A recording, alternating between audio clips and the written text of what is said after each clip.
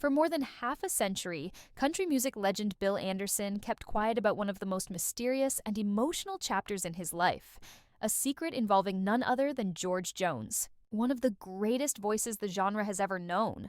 Now, at 87, Anderson has finally broken his silence, revealing the truth about his longtime friend, collaborator, and rival. What he shared left fans speechless and deeply emotional.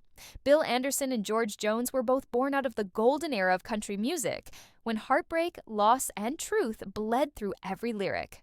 They rose to fame during a time when the industry wasn't polished or packaged. It was real, raw, and often painful. Though they were close in spirit, their paths were as different as night and day. Anderson was known as Whisperin' Bill, a soft-spoken poet who could make an entire room fall silent with a song. Jones, on the other hand, was the Possum, a storm of emotion, fire, and unpredictable behavior. Their friendship began in the late 1950s, when both were finding their footing in Nashville's competitive music scene.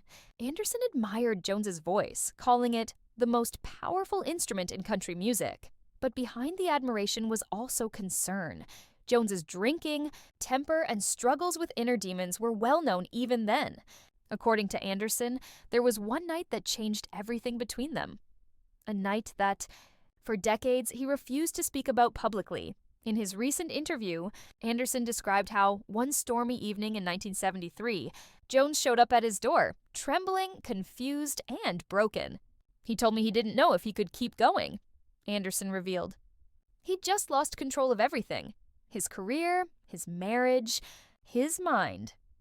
Anderson spent that night trying to comfort his friend, listening to Jones pour out his pain about being trapped between fame and destruction.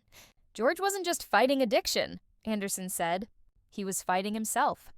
What Anderson didn't tell anyone, not for 50 years, was that he quietly helped Jones through that dark period.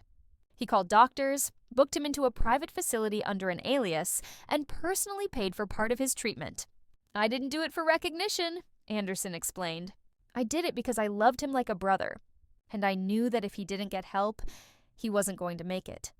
For a time, it worked. Jones got sober, released hit after hit, and rebuilt his career. But his battles were far from over. The world saw the legend, but few knew how fragile he really was. Anderson said Jones often called him late at night just to talk, confessing fears that fame would be his undoing. He once told me, "Bill, I sing about heartbreak because I'm living it every day." When George Jones passed away in 2013, Anderson was devastated. He attended the funeral in tears, still holding on to that 40-year-old secret. "I didn't want to tell the world then," he said. "That was between George and me. But now, I think people deserve to know the kind of man he really was. Not just the wild stories, not just the fame. George Jones had one of the kindest hearts I've ever known.